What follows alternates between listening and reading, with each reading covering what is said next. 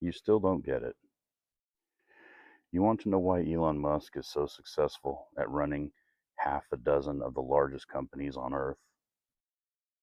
First principles. The entire social media universe, everything going on in the human lexicon right now, is talking about Iran, Epstein, government corruption.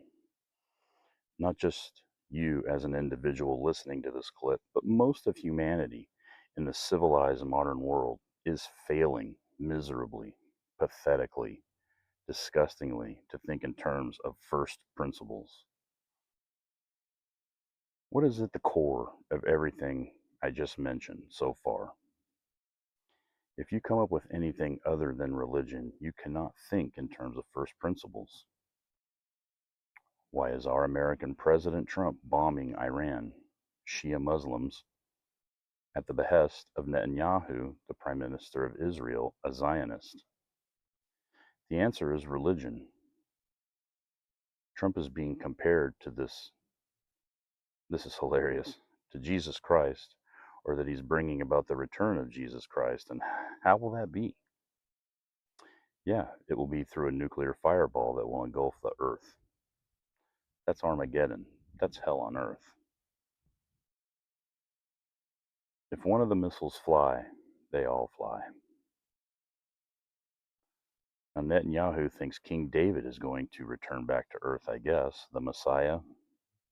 To be honest, I'm not really sure. I try not to give religion too much time and effort and thought. I'm pretty sure that's what it is. If I'm wrong, please feel free to give the correct answer in the comments.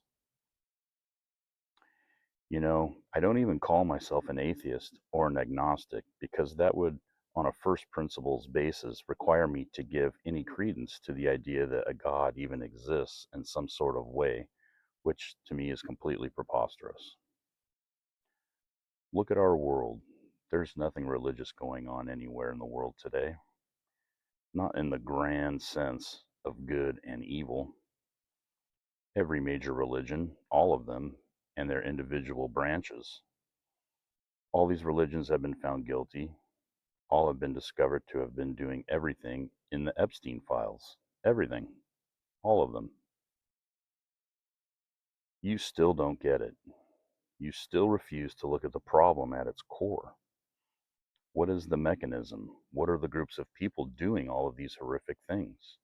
What groups are using tax free money to move children, gold, money, drugs around the world? Religions are. Of course, of course. Every single person should be able to think whatever is out there in the universe. That's not for me to decide.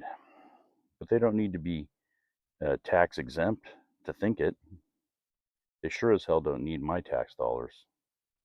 Do you want your tax dollars going to religions representing countries around the world with nuclear bombs, with militaries that are absolutely 100% known to be trafficking, molesting, raping, and even eating children? Trafficking drugs, laundering money, buying governments so they can commit mass murder? I would like every single religious person in the world today listening to this clip right now. You go to the nearest group of kids at a park, you go to a school, and you go announce in front of as many kids as you can tell they are all going to die in a magnificent fireball of nuclear fusion so that Jesus or King David or that Mohammed, fill in the blank, can come back to earth. Won't that be great, children? Because that's what every religion is espousing right now. The Jewish religion, Christians, Muslims, Catholics. If God did exist, he's not going to return in a human form. It will take thousands of years for the earth to recover from a nuclear holocaust. Thousands. The psychotic hubris of some humans thinking, I am the one that brought back the return of the Messiah. It's quite psychopathic. It's all about control. You still haven't gotten it. You are never going to be free with religion in your life, or in your head, more importantly. This belief in a God some external entity that is in control. You are lying to yourself. You are in control. All of the religions that are involved in the global stage right now all think that their specific Messiah is going to return. It's because of what I did, or what we did, or our religion did, our God did. Until you can analyze the situation on a first principle basis, that is why humanity has failed for 3,000 years. Humanity has latched onto its ego, to the self. It's all about me, my God. You are all being controlled in your own minds by books that were written by men thousands of years ago that claimed to know the secrets of the universe, and their particular God was in control, or that created everything. When every single one of those men didn't even know that the Pacific Ocean, North and South America even existed. That's 2/3 of planet Earth. You know, the globe that is not the center of the universe, that is orbited by a moon that is a former part of the Earth from a major collision that happened billions of years ago. In tandem, that both orbit the sun, which is also not the center of the universe. Shocker. These religious texts, for the most part, were forced upon you from birth, against your will, without your knowledge, without your consent, under threat of eternal damnation by a tyrannical God.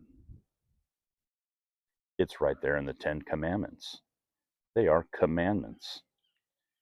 People and entities that command you to do something, it's the very definition of tyrant. And there are always plenty of excuses to be made by those gods and those religions and those men and women running them to violate every single one of those commandments. That's part of the control. That's the psyop. You live your whole life in a state of fear. Religion is the original psyop. It's the original intelligence program. So the next time you're in a group of children, you're at a Bible study, Quran study, pick your 3,000-year-old book of choice and go tell all the children around you about how great it is going to be when the thousands of nuclear warheads detonate the fireball that is going to come and incinerate instantly their bodies, but that their souls are finally going to make it to heaven and your Messiah is going to return, because that's where we're headed. Or you could choose to live freely as a human being, to drop the fear of death, the fear of your neighbor, the fear of being wrong, fear of being a prisoner in your own mind. Be memorable, live free.